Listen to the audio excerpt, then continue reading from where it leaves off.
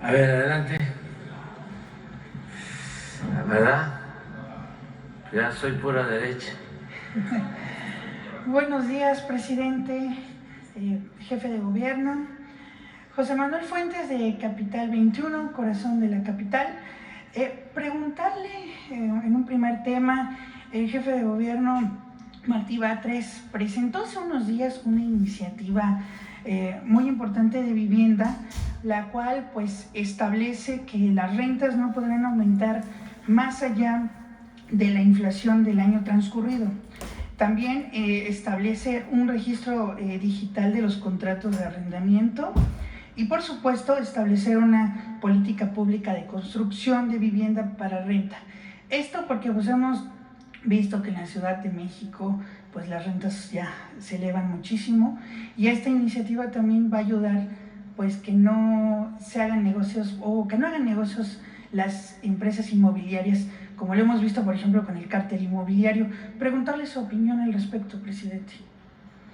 Bueno, sobre la propuesta, yo pienso que Martí podría explicarnos en qué consiste.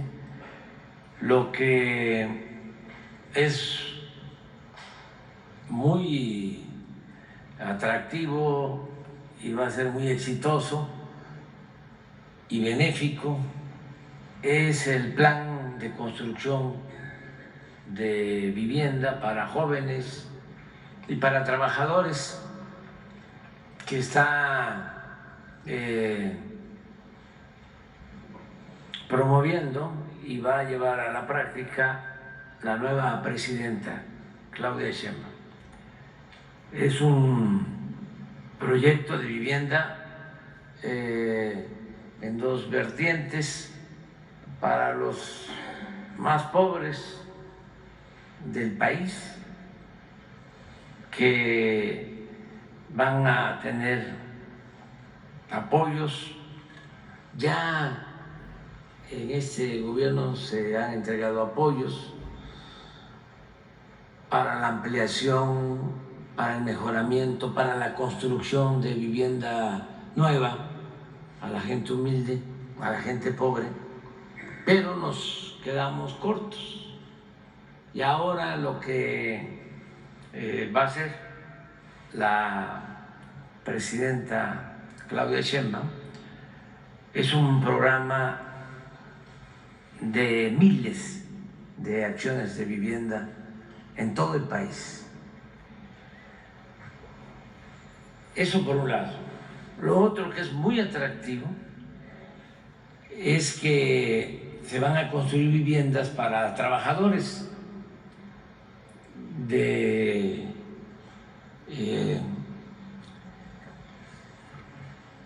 los obreros que están inscritos en el Seguro Social, más de 22 millones de trabajadores van a tener posibilidad de tener una vivienda en el Infonavit. Desde el inicio no va a ser requisito esperar tanto tiempo. Van a poder rentar primero esa vivienda, ir pagando una renta, y ya cuando tengan el derecho van a poder pagarla y se les va a descontar todo lo que pagaron de renta en el tiempo que estuvieron ocupando la vivienda. ¿Cómo se va a hacer esto?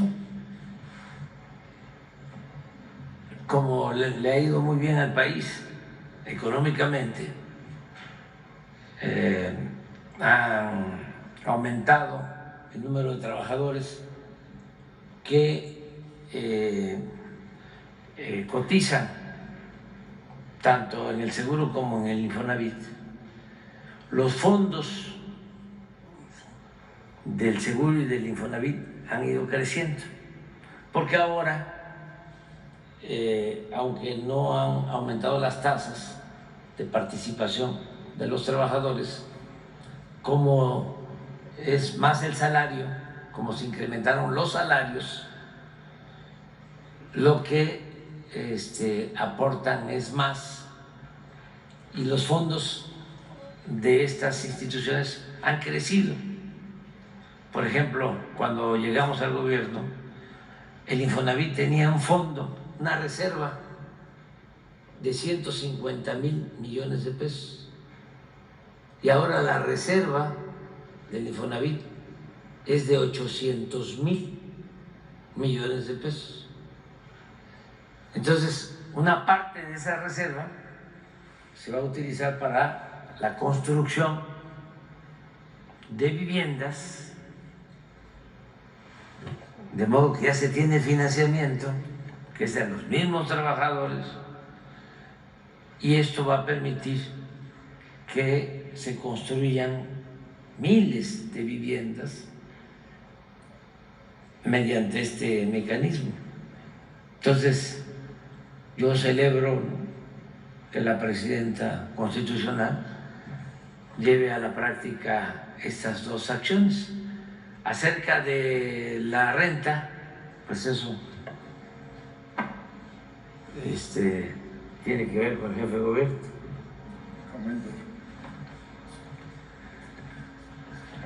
Gracias, señor presidente. Presentamos una iniciativa de reformas al Código Civil del Distrito Federal y a la Ley de Vivienda de la Ciudad de México. Básicamente son 3 puntos muy claros. El primero es que el aumento en la renta que pueda darse anualmente tenga como límite el índice inflacionario. Actualmente se permite que el aumento pueda ser hasta el 10%, pero la inflación es del 5%. Entonces lo que ha sucedido es que la renta crece a un ritmo muy superior al de la inflación e incluso al del salario, de tal forma que se ha abierto una brecha entre el costo de la vida en general y el propio costo de la renta. Presentamos una gráfica donde señalamos que las familias de más bajos recursos, el decil más pobre, la 10ª parte más pobre que renta, dedican la mitad de sus ingresos a pagar la renta, lo cual restringe el gasto en alimentos, vestuario, calzado, educación y otras necesidades. Y la parte de más altos ingresos solo dedica, quienes rentan, el 8% de sus ingresos a pagar la renta. Por lo tanto, nos parece muy importante la estabilización de la renta. Este es un tema que se está debatiendo en muchas ciudades del mundo y se están tomando medidas al respecto.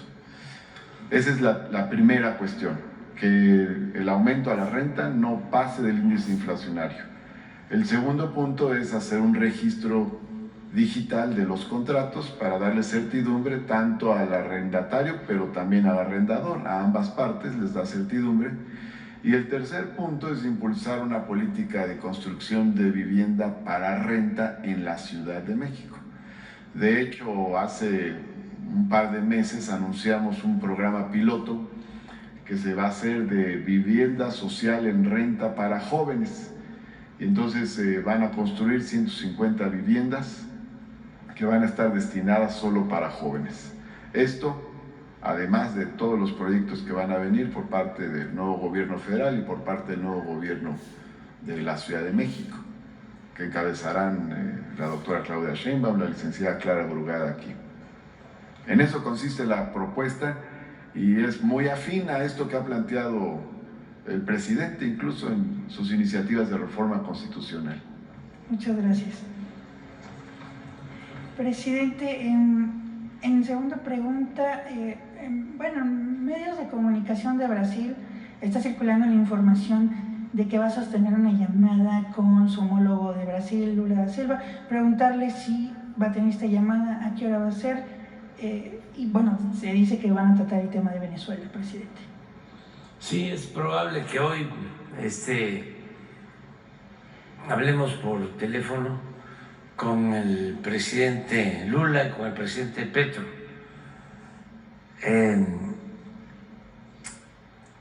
Al mediodía de México, como a las 2 de la tarde, vamos a platicar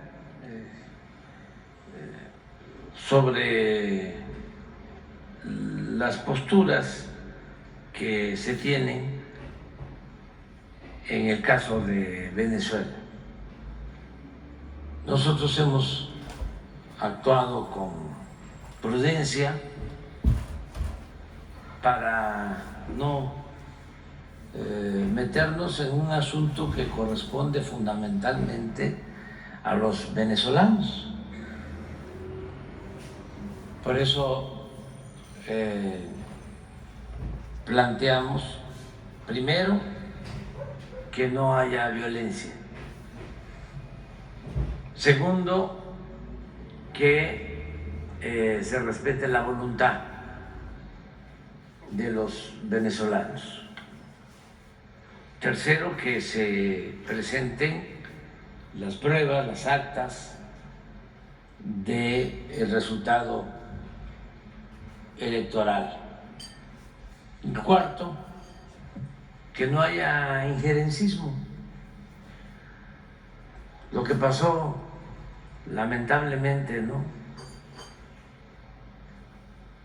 con el director, secretario general de la OEA, que la elección fue el domingo y el martes ya declara que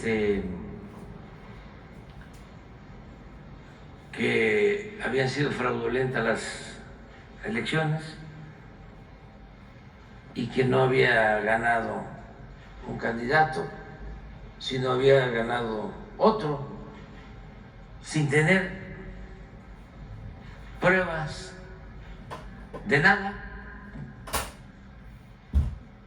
además sin tener facultades legales, no solo por ser un organismo externo que no tiene que ver con Venezuela,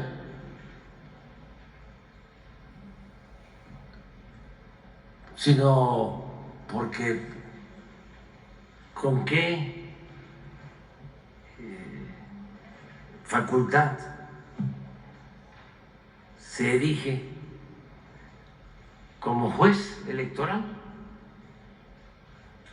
Eso, en vez de ayudar a resolver diferencias, las agrava.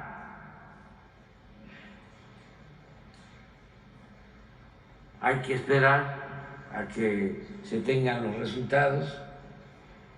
Ayer en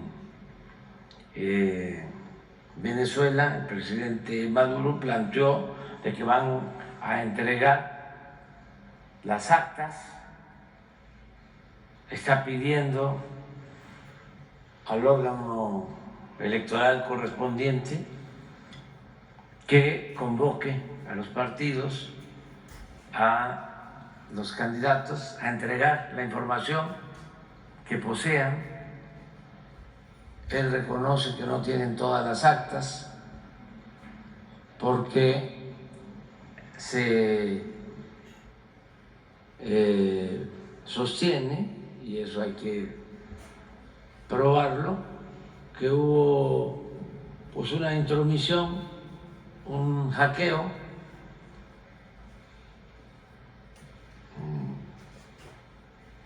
para tumbar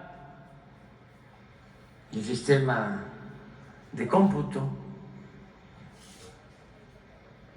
Él mismo plantea de que se recuperó una parte, que tienen ellos pruebas, tienen actas, y que se está haciendo una reconstrucción, pero que ya corresponde al Tribunal Electoral hacer la investigación, escuchar a todos, recopilar todas las actas, porque así está establecido en su marco legal, y esperar. ¿Por qué tanta prisa, no? Legalmente son 30 días para que resuelva el Tribunal Electoral. Yo espero que sea en menos tiempo, y lo que nosotros estamos pidiendo, exhortando, convocando, es que no haya violencia entre hermanos venezolanos.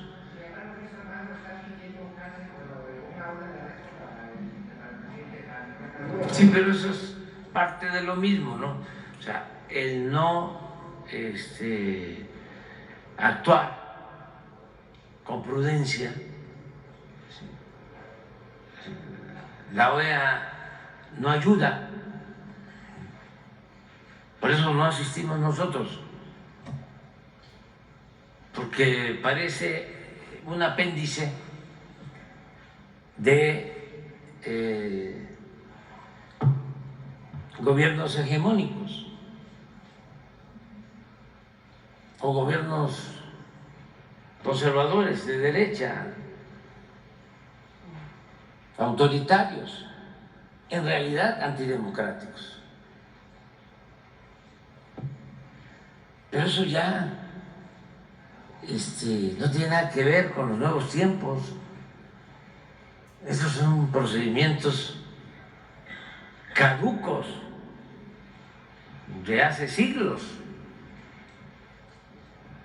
donde se creaban esos organismos y eran manejados por las potencias, y se permitía que intervinieran las potencias en los asuntos internos de los países y se violaban las soberanías y se actuaba de facto en los hechos como si existiera un gobierno del mundo, que era el que decidía en dónde había democracia, en dónde no había democracia. Y se tenían que alinear todos. Si no, intervención. Y quitaban y ponían a gobernantes a su antojo, bloqueaban países, manejaban, como lo siguen haciendo, la mayoría de los medios de información, en realidad de manipulación. Es muy vergonzoso lo que sucede con la mayoría de los medios de información, incluidos desde luego y en primer lugar los más afamados del mundo,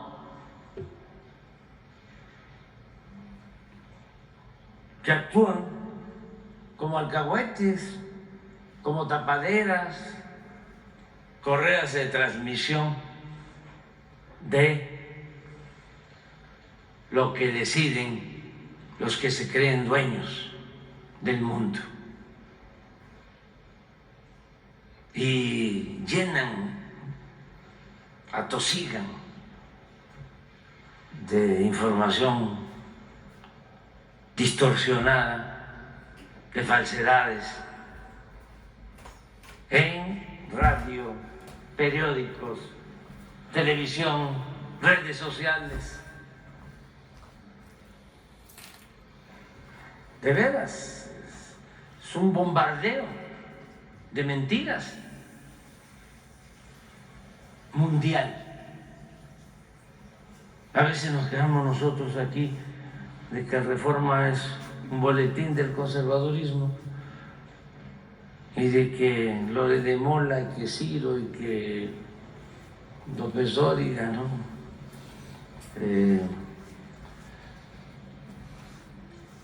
Tienen la consigna de defender a los potentados de México, a la oligarquía de México, a los corruptos de México. No, pero si lo comparamos con lo que pasa en otras partes, no, pues estos medios y estos periodistas nuestros son de avanzada.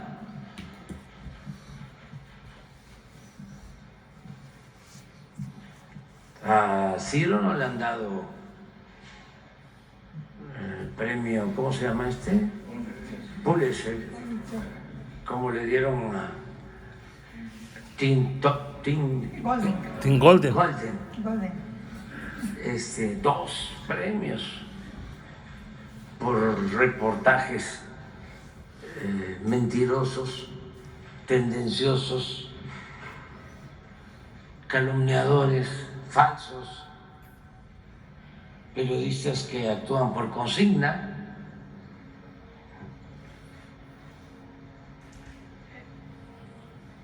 Entonces, eso es lo que está sucediendo. Vamos a esperarnos. Afortunadamente, ya, pues, en los últimos tiempos, en las últimas horas, no hay enfrentamientos, que eso es lo que más debe lamentarse entre nuestros hermanos venezolanos. Ojalá y no haya estos enfrentamientos y que se utilice la vía legal, que se acuda al Tribunal Electoral, que el tribunal actúe con prontitud, desde luego con imparcialidad, que se recojan todas las pruebas y que pronto se tenga una resolución y que todos acaten el fallo del Tribunal Electoral de Venezuela. Eso es. Y que no haya violencia. Esperarnos. Nosotros, cuando se hablaba de que ya los jueces electorales en Estados Unidos estaban reconociendo el triunfo del presidente Biden, pero había protestas y todavía no se terminaba el conteo. Esperamos. Algunos hasta se enojaron con nosotros, que por qué no salíamos a reconocer al presidente Biden. Hasta los internacionalistas nuestros, que son muy buenos diplomáticos, pero a veces no saben de política. Están en parvulito, en política, porque pueden ser eminencias en diplomacia, científicos, intelectuales, artistas, pero la política es un noble oficio y siempre lo defiendo, el oficio del político, porque piensan que es cualquier cosa y no, es como el oficio del pintor, del artista. Bueno, se dice pomposamente la política, ¿no? El arte, la ciencia de gobernar, pero no es arte, no es ciencia, es sencillamente un oficio, como el del albañil, como el del carpintero, que no cualquiera puede, porque ni modo que todos sepamos hacer una barda, se nos cae por hacer esto, o una mesa. El trabajo del carpintero es muy noble, es un oficio, pues no cualquiera. Entonces eso es la política.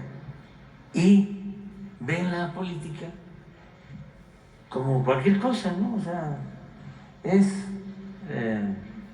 cuestión de que no tengas escrúpulo, que seas cínico, lambiscón, mentiroso, corrupto, y te vas a colar y ya eres político. No, no es así. No es así, es un oficio. Igual el del periodismo. A ver, ponga cualquiera a escribir una nota, una crónica, un reportaje. A ver quién. Ni los dueños de los medios, ni una carta escriben. Aclaratoria.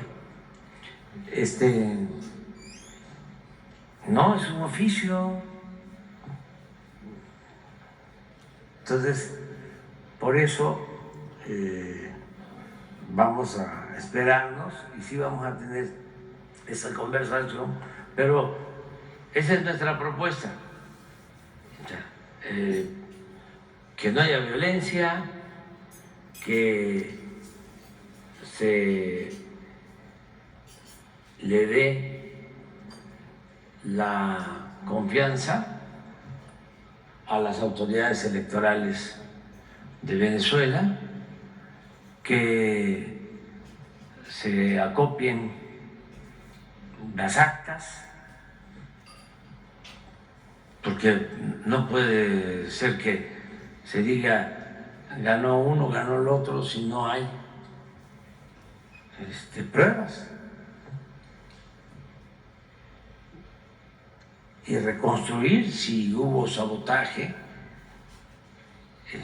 lo que se pueda. Ahora hay muchos técnicos buenos, ¿no?, para recuperar todo lo que hayan destruido o borrado, a ver hasta dónde, y con la colaboración. Creo que hubieron como 10 o 18 candidatos, ¿no?, a la presidencia, y no sé cuántos partidos. Entonces, que todos participen, que todos aporten los datos que tengan. Si hay voluntad de aclarar las cosas y de que se respete el voto de los ciudadanos, se va a lograr un acuerdo. Yo deseo eso, que se logre un acuerdo, que haya diálogo y que se tengan las pruebas, pero que no nos adelantemos a descalificar a nadie y esperar. ¿Cuántos? 10 candidatos y partidos. Como son coaliciones, no. Pero bueno, todos tienen información. Incluso, presidente. ¿Mande?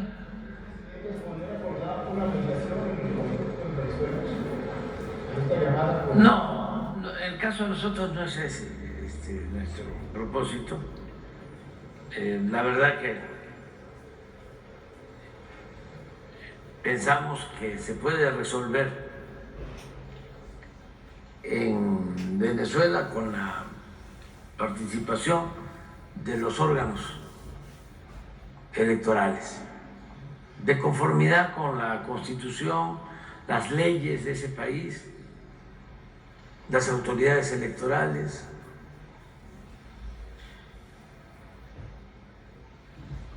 Esa es nuestra postura. Y que no haya tanto injerencismo, no tanto, que no haya injerencismo. Quizá digo tanto porque